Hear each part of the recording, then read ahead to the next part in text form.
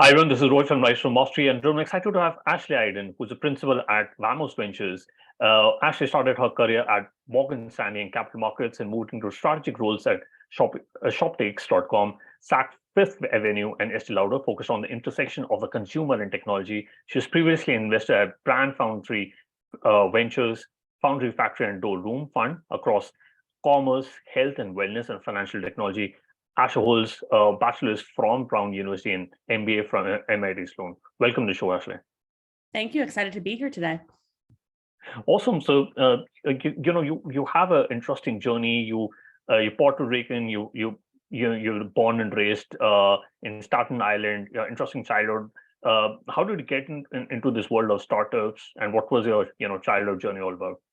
Yeah, I came home every day from school with my father having the Big Idea with Donnie Deutsch on CNBC, and that show was talking about, or How to Guess rather, talking about their path to the American dream and starting these amazing businesses. And that was sort of my first in as to, wow, this is a really cool journey, the entrepreneurial journey and building that American dream.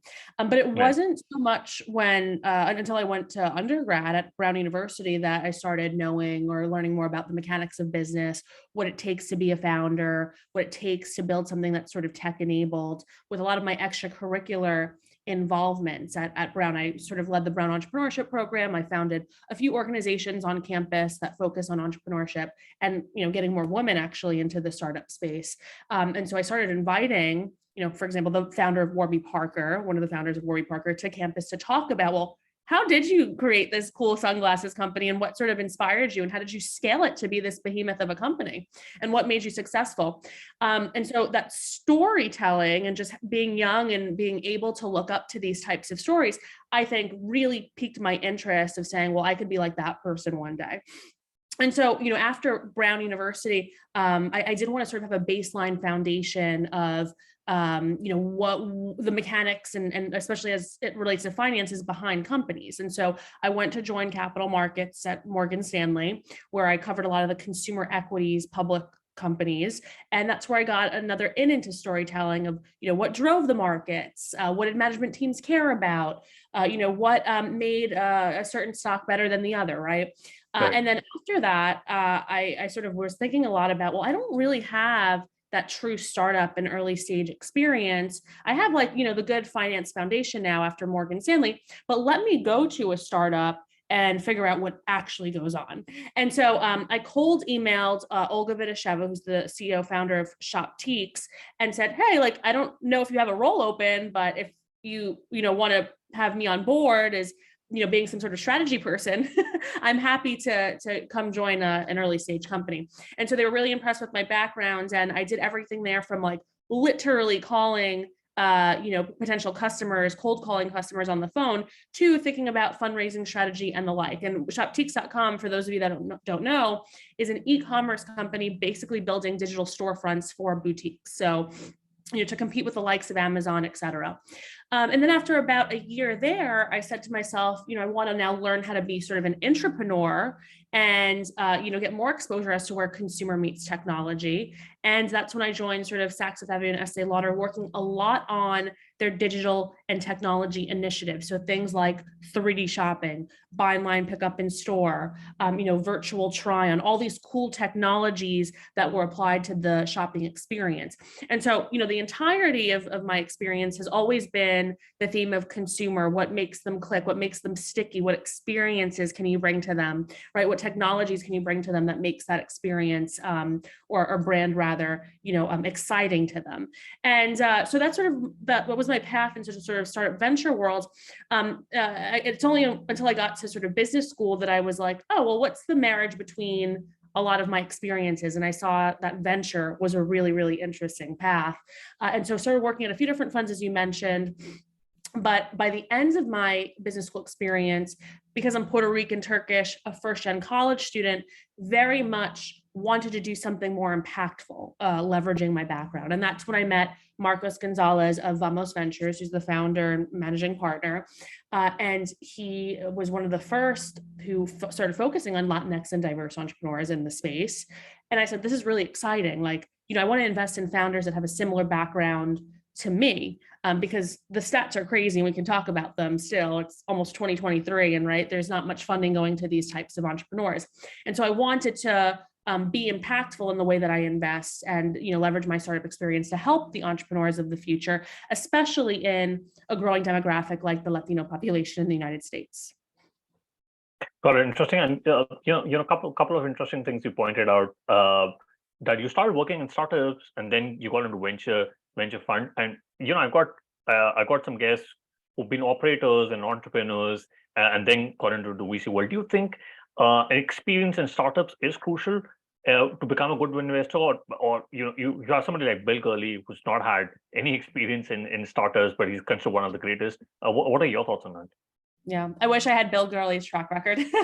But to answer your question, I absolutely think that operational and operating experience is key as an investor. I mean, to your point, there are journalists who've become really great investors because of that more investigative, right, approach, and you ask really good questions. So I think every type of background actually brings something unique to the venture experience, but especially on the operating side, because you almost know the language and can speak the language of building early stage companies. Everything from, a really clever go-to-market strategy to all that weird, messy, like admin stuff of how to set up a company in the first place, right? And so if you have this experience, if you're early on in a company, when you get to the other side, which is the investing side, you can very much do a lot of hand-holding or at least provide very valuable feedback as to how you did things, as an investor. And this, again, especially applies to early stage investing. Got it. And, you mentioned about, is it about investing into the Latinx founders, or is it, just want to understand more about Vamos Ventures? Are you focusing only on investing on a certain sort of demographic, or is it, looking into investing, are you stage or sector agnostic and you're looking into investing into any kind of founder? Absolutely. So in terms of the Vamos Ventures mission, we were founded on basic values that combine potential for value creation and positive change. So I'll just tell you a few of our beliefs as an example. We believe that the most successful products make life more productive, secure, and empowering. We believe that the possibility of innovation can come from anyone and anywhere. And we believe now is the tipping point for tech entrepreneurial expression by diverse founders. And so, we're an impact fund, but we're not an impact fund that sacrifices returns. We're an impact fund that says, we want market rate returns and more. And while we're doing that, we could still create social impact through wealth creation, through social mobility, through community empowerment, and through racial equity. And so Vamos Ventures is an early stage fund. Right. We're in our first fund 1, that's $50 million. Our checks on average range between $500K to $2 million. I would say, the sweet spot's between $750K and $1 million. And then we do focus on specific areas, health and wellness, fintech, future of work, and sustainability. Just very quickly on the health and wellness side, which is mostly what I cover as well as fintech, on the health and wellness side, we're thinking about more equitable access, more affordability and access as it relates to healthcare. On the fintech side, it's more of an empowerment theme. How can we empower individuals and small, medium-sized businesses to go and conduct payments or conduct their fintech type of operations. On the future of work side, it's very much about upskilling and going back to sort of the gig economy and empowering them. And then on sustainability, of course, just a clean and better world, a cleaner supply chain, clean tech. These are all the different types of things that we're looking at. So we are specific in sort of our focus areas. And, we do appreciate that we are investing in diverse founding teams. Diversity means a bunch of different things to us. We have a big bet on the Latinx entrepreneur, but, woman, Black, pretty much any overlooked and underserved founding population and end population too, because we very much invest in businesses that, might not have a traditionally diverse founding team, but that they focus on serving, overlooked and underserved populations. Got it. Interesting. And couple of months back, I realized when Serena Williams mentioned that only 2% of the venture capital gets into female founders. Why do you think that happens? And what is Vamos Ventures doing in order to ensure that you shorten the gap when it comes to funding for female founders? Yeah, it's a really important and great question. And, there are many different ways to sort of go about this and answering. But what I would say is my strongest viewpoint is that we need to put more women in capital allocator seats. The numbers are insane. I mean, 2% or so of venture capital goes to female founders, 11% of venture capitalists are women. And I think about 70% plus of venture capital firms have no female partners, right? And so who's making these decisions, right? I think naturally, if you're a woman, you'll probably have more access to different types of entrepreneurs, maybe folks that relate to you, or maybe folks that come from your network or whatnot. And traditionally, women investors, you have more access to women entrepreneurs. And so I think that you need more of us in capital allocator seats. I mean, it's just proven gender inclusive founding teams perform better. Startups with one female founder hire up to, I think, 3 times more women, right? And women venture capitalists invest in up to 2 times more female founders. And so I think naturally, if you have us in more key decision-making roles, especially on the investing side, you'll naturally get more deal flow and more women with dollars behind them. And something I do want to mention is that in terms of women entrepreneurs, I mean, women often start companies specifically to solve problems they face in their everyday lives. And, I don't think anyone's going to argue that women are key decision makers in life. They take care of the family. They take care of a lot of the household. And so, who better to invest in than those individuals who are making those decisions. So, that's sort of my quick take as to how to invest in more female founders and some of the stats and inequities around women in this space. But, I think that it's also give people a shot. We often say that at Vamos Ventures and investing in diverse founding teams. How will we ever know? And how will we ever be on these journeys if we don't give people a shot by investing in them? Very interesting. And I was just wondering, is it also important to have the right sort of LPs when you're looking for a aspiring venture capital fellows looking to raise funding? What has been your learnings when you're looking at raising funds from the right sort of LPs so that you could look at building like a 10-year fund, and also what has been your experience to get those women investors in your LPs? Yeah, it's a wonderful question as well, because I think there are a lot of emerging funds and only the momentum to invest in these diverse emerging managers has happened in the last, 2-3 years. Right. And so I think there's been sort of a shift in the LP landscape of, it could be very well that more diverse folks are becoming LPs and therefore they see the importance of investing in diverse emerging managers.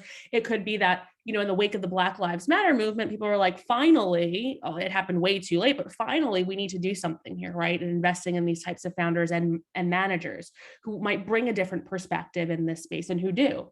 And so, Vamos Ventures is lucky, very, very lucky to have LPs that are aligned to our mission, meaning that they see opportunity in sort of this next wave, the next generation of diverse founders. And who else better to invest in them, or best to invest in them than folks who maybe can speak the language, who've been on that other side, who who have the cultural competency to invest in these types of founders, right? And so, when I mentioned sort of give people a shot, I think there's been sort of a shift, and hopefully it's not temporary, but a shift in LPs giving new and emerging funds a shot. Of course, you still have sort of the archaic way of thinking in the LP world of like these big endowments, right? They want to make sure that they generate X amount of returns. And so investing in the same old funds over and over again, typically, like, I don't know if it guarantees that, but at least they know what they're investing in and they sort of have a track record, right? And so, we appreciate that a lot of folks who are on Vamos Ventures' own cap table, if you will, gave us a shot. And now we're sort of proving ourselves with our first fund. And we're actually going out to raise our second fund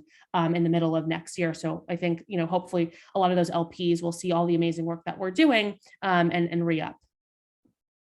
Got it. And I wanted to understand, what are some of the biggest mistakes investors make when they're analyzing competition, especially when they're assessing the startup. Are there any mistakes which they make when they're looking at the deal and analyzing the competition? Yeah. I forget what big investor said this, but it's always stuck to me. And that's like VCs are notoriously bad at market sizing. And so, if you would have looked at an Uber, for example, in the very early days, who would have thought that someone would get into a random person's car and take a ride, right? And so I think a lot of the mistakes that VCs make are around market and are around, not envisioning a future that doesn't exist yet, but can exist because of these crazy ideas. I mean, listen, we're in the business of investing in crazy ideas, right? But I think just given the market and maybe some of the happenings of some of these larger companies, I think there's sort of been a reversion back to, all right, well, this is safe.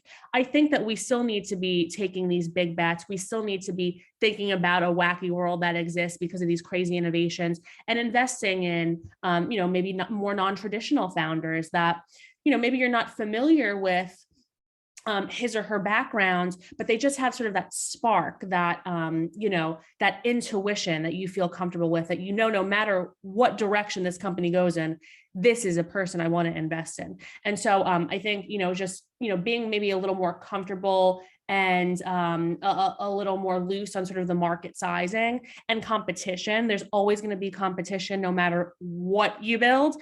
And so just seeing and sort of having more faith in the founding team, I think serves us well. Got it. And on the other side, what are some of the mistakes founders make when they are presenting, the competitive landscape to the investors?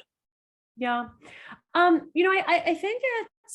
think it's naming like every single competitor that could be out there. Of course we want to know that you're knowledgeable about the competitive landscape and the drivers and the trends and the sizes and whatnot, but you don't have to sort of stick to that, right? I think, briefly touching upon some of the concerns, some of the competitors in the market, but then mostly focusing that question or that answer rather on competition on this is our value prop and this is how we're doing things differently is the most important thing. And then of course, I think a lot of founders, especially the early stage founders, maybe their first time founders are similar.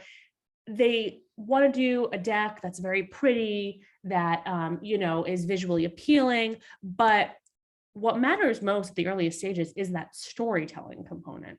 And that is the most important part of the founding journey. I mean, you have to tell a story all the time to customers to use your product, to employees to work for you, to investors to give you capital, right? And so my advice is practice your storytelling skills by telling stories to friends and family.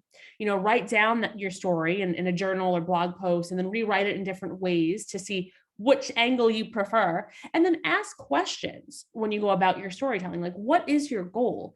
Are you captivating? Like, who are you trying to reach? And how are you different? I think the best stories are about people and their journeys through life. So, use yourself as a case study as you build this company. And, I feel like some founders don't really focus on that storytelling component. And that's really what captivates the investor and very much says, or at least projects, like, this person's very serious because he or she has lived and or work experience in this space. And that pain point was so hard for this person that now they're building a company around it. Got it. Very interesting. And what advice would you give to founders when they're looking to raise money, especially during these times when everyone is saying that they are investing, but very few really are investing? Yeah. I would be very selective, no matter what type of market you're in, as to who you put on your cap table. I mean, this is a relationship that's going to last a long, long time, right? And you don't want an investor that maybe you're just iffy about and just want to take capital, right? You want to make sure that you have an aligned investor from a values, from a mission standpoint. And you want to make sure that the way that you sort of construct your cap table, gives you value add. And maybe you're missing a skill set as to go to market, right? Maybe you want a partner who's very good at branding and marketing. And so make that cap table, make your partners very comprehensive, very well-rounded. And going back to my point of selecting your partners very carefully, you want to ask VCs all the tough questions too. don't let them ask you all the tough questions. You very much can ask them, well, how have you helped your portfolio companies? How are you navigating this market downturn? Can you give me a few founders that I could just do reference calls with, that I could really ask them about sort of your work and how you approach, a meeting with them, right? Or giving them feedback and advice. So I would be very selective, and I would ask the tough questions to VCs as well. Got it. And what advice you give to founders on doing layoffs? It's something which they don't want to do, but if there's a cash crunch and they need to do those layoffs, how should they do the layoffs? And do you advise them to do it right away, or slowly do it? It's there's several considerations here. I mean, listen, the market's the market. I think everyone knows that it's high inflationary environment. There's lots of market volatility. There's geopolitical instability. There's instability all around. And I think that everyone's sort of on the edge of their seats as to their current opportunities and what the future is going to look like. I often advise founders when they have to cut costs, right, to survive, do it quickly, especially as it relates to team. I mean, and be empathetic and be respectful, right? It's all about sort of delivery, less so about timing. It's all about delivery and making sure that if you do have to deliver that bad news, you do it in a way that's comfortable, that's kind, and that, you're not just leaving them out there. It's more of like, listen, it's unfortunate times. We need to do this. However, we want to support you in looking for your next opportunity, or connecting you to folks who are hiring, or, whatever resources that you can provide them. But I would say, do it as you need to grow and survive. It's unfortunate, but I think it's all about sort of messaging. Got it. And what are your thoughts about scenario planning, especially when it comes to, seed stage and pre-stage companies? And if they have raised, for the next 6 to 12 months, but, what should be, a couple of scenario plans, which, founders should be creating during these times? Yeah. I mean, the worst base and best case. And what that means is, in the worst case, it's the market just doing a complete downturn. The base case is sort of going as it is.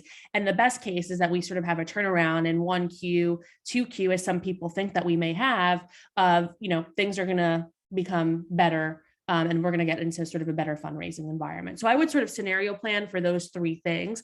Of course, and this is how I've always been, and not many investors are like this, or I should say, like, probably 12 months ago, not many investors were like this, of being more conservative with your projections and your numbers. You may grow exponentially during this time. There may be a lot of opportunity for your company, but, be also realistic in that you want to show investors that you're conserving cash, that you're, spending funds appropriately, that you are scenario planning for even the worst conditions, and that you are thinking about sort of markdowns and, what if I don't fundraise in 6 to 12 months, have sort of a plan B, C, and D.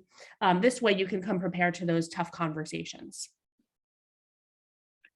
Got it. Interesting. And I wanted to understand, do you think the current model for venture can be disrupted? We have had, equity crowdfunding, and then, you're looking at, especially when it comes to blockchain companies trying to raise funding. But do you think venture capital can be, disrupted in the next coming years? Absolutely. I mean, listen, to your point, there's different investment vehicles now. I think people have different ideas as to the venture capital space and what it can become. I think you're going to see a lot of consolidation in the venture capital space. And I do think that the winners are going to be those funds and investors focused on a specialty, right? I mean, with Vamos Ventures, for example, we're very much going all in on Latinx and diverse entrepreneurs, and we do see an opportunity there. And the demographics and the growth just show that these folks are going to be a big percentage of the population in 5 to 10 years and growing, right? And so we want to double down on that. We want to specialize in that, and we want to sort of be a voice and thought leader in that space. And so when I think about the venture capital space, I think of the winners as doing that versus sort of, I guess, the more traditional venture capital of generalists and, investing in just really awesome, tech companies. That's all fine and mighty, but again, add that specialty twist to it. Got it. And who do you think would be, like, you mentioned about winners, but who do you think would be the winners? Would it be, VC firms like the Sequoias and the benchmarks of giving great returns, or it could also be very niche sort of VCs who are focusing on, or momentum investing or a specific sort of niche? Yeah, I think the niche investors, are really interesting. I think they will be winners. Again, talking to that specialty, I mean, they're going to know these markets, whether you're, you go all in on sort of digital health or like aging in place and you're an aging fund or elder care fund, right? You're going to be able to build these connections, this deep functional expertise, and this network that I think is going to drive your portfolio companies. And it's also very awesome from a awareness and visibility standpoint, because if you're, let's say, an aging fund, and you have all these amazing aging companies come into play, in the next 5 to 10 years, if you're known for that, right, you're going to get the best deal flow. And so I do think, listen, the Sequoias and Bessemers, they're going to be fine, but I do think the outperformers will be more of the niche specialty funds, even, some of the emerging funds that are focused more on this more specialty and, diversity focused. Got it. And, I wanted to talk about the boards. Do you think, having a board is valuable for a early stage founder? And, what can be done to improve boards? Yeah, definitely diversity on boards is extremely important. I think a founder should always be thinking about that, not only in diversity of skill set, but background, right? And stories. I think that's when you get sort of some interesting comments and some really sharp perspective, because again, everyone has different lived and worked experiences. And absolutely, I think a board's important for early stage companies. I think, whether you're 2 times founder, 3 times founder, first time founder, you always need additional perspective, right? I would say less so. You don't need people like meddling in your affairs and telling you how to control the company. And that goes back to my point of being selective about not only who you have as investors, but even who you have as on your board and who you have as mentors and advisors. But I do think having sort of an extra set of eyes, especially folks who have been there before and who have built and scaled these type of companies, or who have just, again, deep functional expertise in a certain space, is always valuable.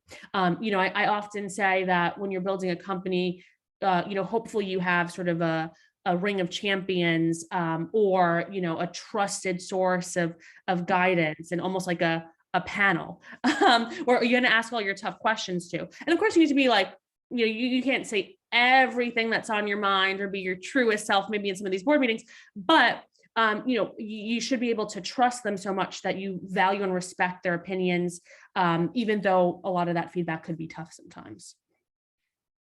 Got it. Awesome. And I quickly wanted to do the top 3. What's your favorite business book?